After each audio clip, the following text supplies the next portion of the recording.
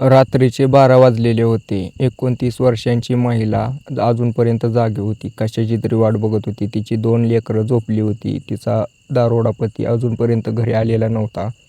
पण रात्रीचे लगभग 1 वाजता या महिलेने दरवाजा उघडला, बाहेर गेली. बघितलं तर काय, तिचा प्रियकर बाहेर उभा होता. आता तो गाडी घेऊन आलेला होता. ती महिला त्याच्यामध्ये बसली, 2 साड्या घेतल्या आणि तशीच त्याच्यासोबत निघून गेली.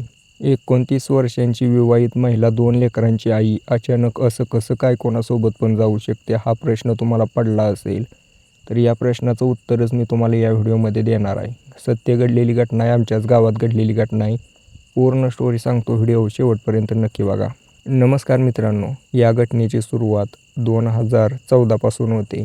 2014मध्ये अभिजित नावाच्या एका व्यक्तीचा विवाह होतो.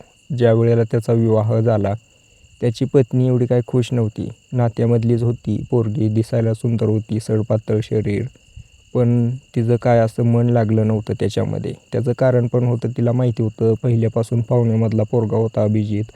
तो कायम नशेत असायचा, दारू प्यायचा, बदमाश पोरगा होता. त्यामुळे तिने त्याच्यावरती मन लावलं नाही. तिचं पहिल्यापासून एका ठिकाणी प्रेम होतं. तिच्या घरच्यांनी तिचं लग्न लावून दिलं बळजबरीने.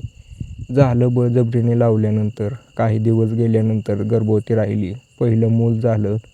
ज्यावेळेला तिचं मूल झालं त्यावेळेला ती माहेरी राहायला होती काही दिवस. आता त्यावेळेला तो तिचा जुना प्रियकर होता, तो हिच्या कॉन्टॅक्टमध्ये आला आणि तिला म्हणू लागला की तुझं लग्न झालं, सगळं खरं आहे, पण मी तुला अजिबात सोडणार नाही. तू म्हातारी जरी झाली तरी मी तुला स्वीकारेल, तू ये माझ्यासोबत. आता ही जी महिला होती अनिता नावाची, ती त्याला होकार द्यायची, पण एवढं काय सिरियसली घेत नव्हती. हिचा संसार चालू होता, पती होता, एक लहान मूल झालं होतं. आईवडिलांच्या इज्जतीसाठी ती गप्प बसायची. आता हिला ज्या वेळेला एक लहान मूल झालं होतं, त्याचे 3 महिने ती तिथं माहेरी राहिली होती. त्याच्या दुसऱ्या महिन्यानंतरच तिने त्या प्रियकरासोबत संबंध बनवले. त्यावेळेला ती गर्भवती राहिली होती. आता ती पटकन तिथून सासरी आली. सासरी आल्यानंतर पतीसोबत संबंध बनवले आणि या घटनेला झाकून टाकायचा प्रयत्न केला.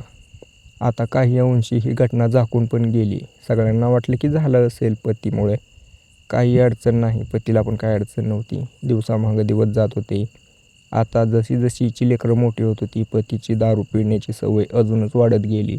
त्यावेळेला या महिलेचं डोकं ताणतणावामध्ये राहायचं. तिला एकच सहारा दिसायचा, तो म्हणजे तिचा प्रियकर अभिजित. त्याच्यासोबत तासनतास फोनवरती बोलायची. तो तिच्या घरी सासरी कधी आलेला नव्हता. ज्या वेळेला पण माहेरी यायची त्यावेळेला त्यांना जे करायचं ते करायचे. आता या सगळ्या गोष्टीला 9 वर्ष झाली होती, 9-10 वर्ष. 2023मध्ये या महिलेने ठरवलं की आता बास झालं, मला आता इथं राहणं होत नाही, मला हा पतीचा त्रास होतोय. त्यावेळेला तिने प्रियकरासोबत मिळून प्लॅन बनवला आणि तिने विचार केला की आता मी त्याच्यासोबतच राहणार. त्याच्यासोबत तिने प्लॅन बनवून तिथून तर निघून गेली, पण पुढे चालून तिच्याच त्या प्रियकराने तिच्यासोबत धोका केला. ज्यावेळेला तो तिला घेऊन गेला त्यावेळेला डायरेक्ट तो एका पेठेमध्ये जाऊन तिचा सौदा करून आला. आता ही सगळी महिला त्या ठिकाणी फसली होती. आता ही महिला तिच्या प्रियकरावरती विश्वास ठेवून फसली होती. प्रियकरानेच घात केला होता, ना घरची राहिली होती ना बाहेरची. या महिलेने कसे तरी तिथे दिवस काढायला चालू केले, पण त्याच गावातली एक व्यक्ती त्या ठिकाणी गेली होती पेठेमध्ये. त्यावेळेला त्या व्यक्तीने बघितले तिच्याकडे. त्या महिलेला बघताच याच्या डोळ्यामध्ये एक चमक भरली. तो तिच्यापाशी गेला आणि तिला बोलू लागला की तुम्ही तर गेला होता तिथं, काय करताय? त्या महिलेने पूर्ण गोष्ट सांगितली. या व्यक्तीने शेजारचं पोलीस स्टेशन गाठून आणि त्यांच्या नातेवाईकांना कॉन्टॅक्ट करून या महिलेची तिथून सुटका करून घेतली. आता ही महिला तिच्या आईसोबत राहते. तिची लहान मुलं तिच्या बापासोबत राहतात. ती पोरं वेगळी, ही आई वेगळी. एकतर तिच्या प्रियकराच्या नादी लागून ही महिला पूर्णपणे फसली होती.